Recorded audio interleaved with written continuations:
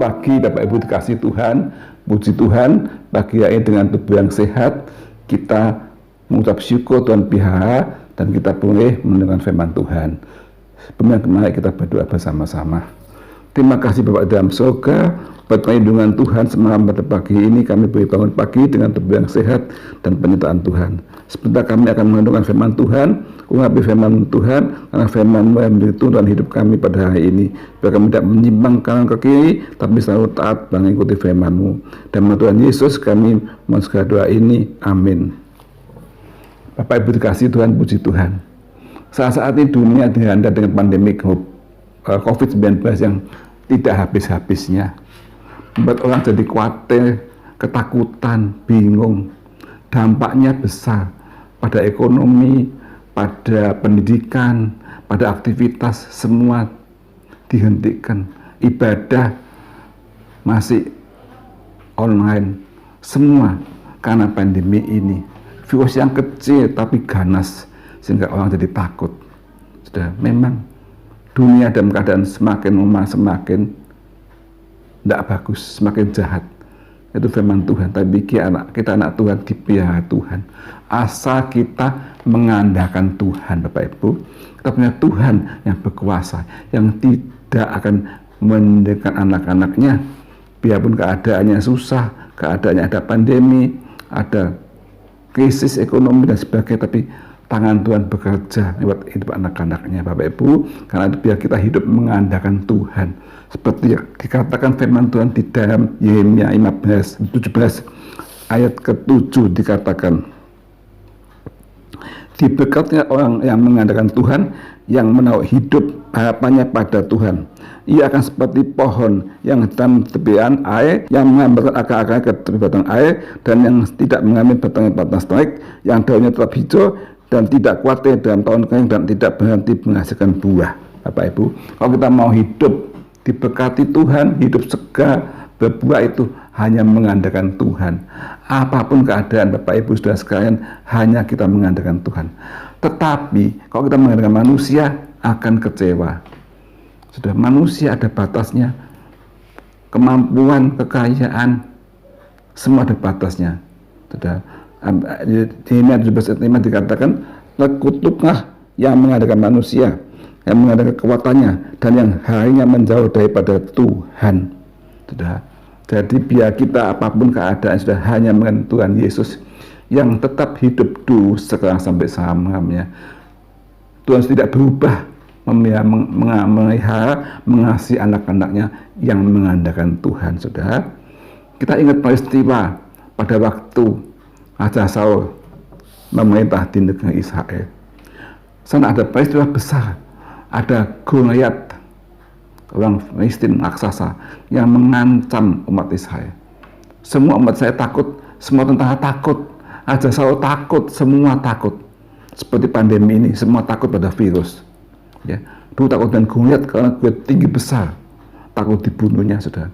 Tapi saudara, Tuhan mengirimkan seorang yang luar biasa, Daud. Daud seorang yang muda, yang kecil, tapi dia tidak takut karena dia mengandalkan Tuhan. Dan ini kesaksian hidup yang nyata, peristiwa yang nyata. Dan Daud bisa memenangkan Goliat karena Daud mengandalkan Tuhan. Kita baca di dalam 1 Samuel. 1 Samuel pasal ke-17. Nah, Goliat itu orang yang tinggi besar, dia punya senjata banyak, lengkap. Secara pikiran manusia, logis, Goliat pasti menang. Dia tinggi besar, semua takut, semua tentara takut. Dia punya senjata, membimbing tombak yang lengkap. Tapi Daud, dia bukan tentara, tidak pernah hati berperang. Dia kecil, dia tidak punya baju perang, tidak punya. Secara logika pasti Daud kalah, tidak mungkin, tidak seimbang dengan. Tapi saudara, Daud mengandalkan Tuhan dan tangan Tuhan bekerja dan Daud menang, saudara. Ini saudara, peristiwa yang luar biasa. Mari kita baca ya. 1 Samuel 17 ayat 43. Ini Goliat. Orang Filistin berkata kepada Daud, anjingkah aku, maka engkau mendatangi aku dengan tongkat.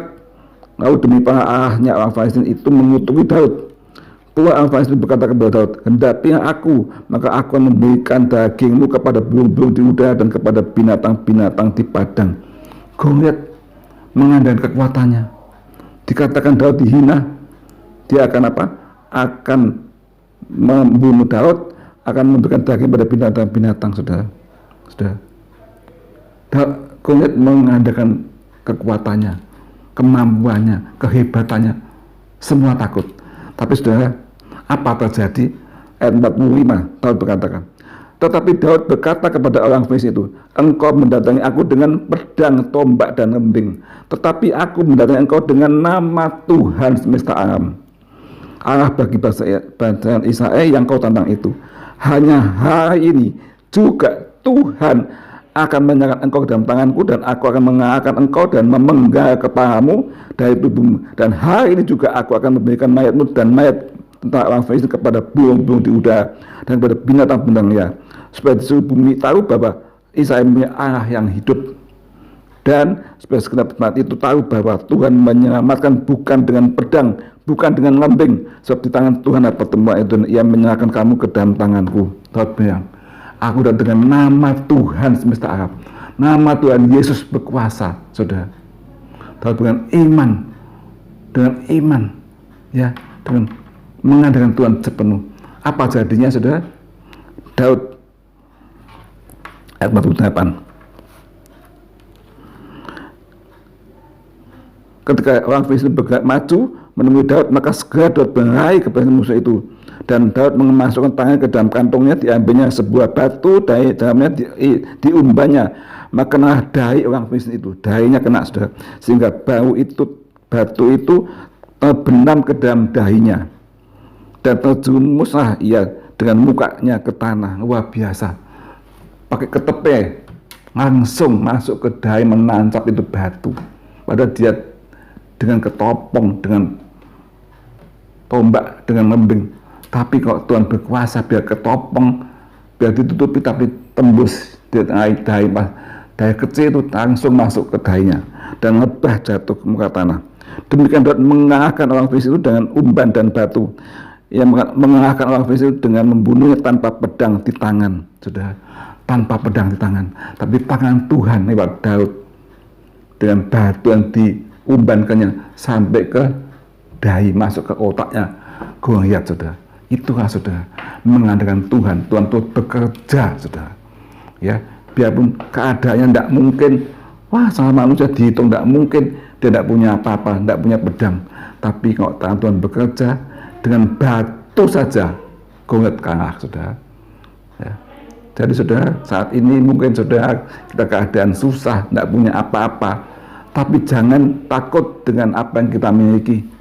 Jangan takut keadaan kita, karena Tuhan kita adalah raja di atas raja, segala raja. Dia punya kuasa, dia punya segala apa di dunia ini, saudara. Kita datang kepada Tuhan, mengandalkan Tuhan, pasti Tuhan mengadakan. Tuhan tidak pernah meninggalkan anak-Nya dan selalu memelihara kita, Bapak Ibu saudara sekalian. Apapun kejadian keadaan saudara sekalian saat ini, mungkin sakit, mungkin susah, mungkin kesulitan ekonomi, jangan pada datang manusia, percuma. Manusia tidak bisa membantu. Mungkin dalam 1-2 kali sudah bosan, datang kepada Tuhan, berseru kepada Tuhan, dan dengan jalan keluar yang tidak bisa terpikir oleh otak kita, tidak mampu, tapi Tuhan bisa memberi jalan keluar. Seperti Daud ini, saudara, dia dengan iman, aku datang menghadapi engkau dengan nama Tuhan Yesus Kristus. Saudara, kalau sudah punya masalah, hadapi masalah itu. Aku datang menghadapi masalah ini dengan nama Tuhan Yesus Kristus. Kuasa Tuhan lebih dari segala perkara, pasti bisa menyembuhkan yang sakit, menghiburkan susah, memberkati yang kekurangan. Saudara, tidak ada jalan buntu. Dalam nama Yesus tidak ada jalan buntu. Semua jalan bisa dibuka oleh Tuhan Yesus, saudara. Jadi sangatnya kita mengandalkan Tuhan dengan segenap hati, tubuh, jiwa kita mengandalkan Tuhan. Jangan mengandalkan manusia, jangan mengandalkan kekayaan, jangan mengandalkan kepangkatan, kepandaian, semua sia-sia. Hanya Tuhan yang menguasai langit dan bumi, yang menebus dosa kita, yang mempunyai kemampuan, kuasa dosa sama-sama. Bahkan Tuhan sudah menebus dosa kita, menyelamatkan kita, pasti Tuhan memberi kemenangan Bapak Ibu saudara sekalian. Saat ini sampai selama-lamanya. Ingat saudara, mari kita mengadakan Tuhan setiap hari hidup kita menggantung pada Tuhan, bukan kepada yang lain. Pasti Tuhan membela kita hari pas hari sampai pada Tuhan datang kembali. Sekian firman Tuhan, mari kita berdoa.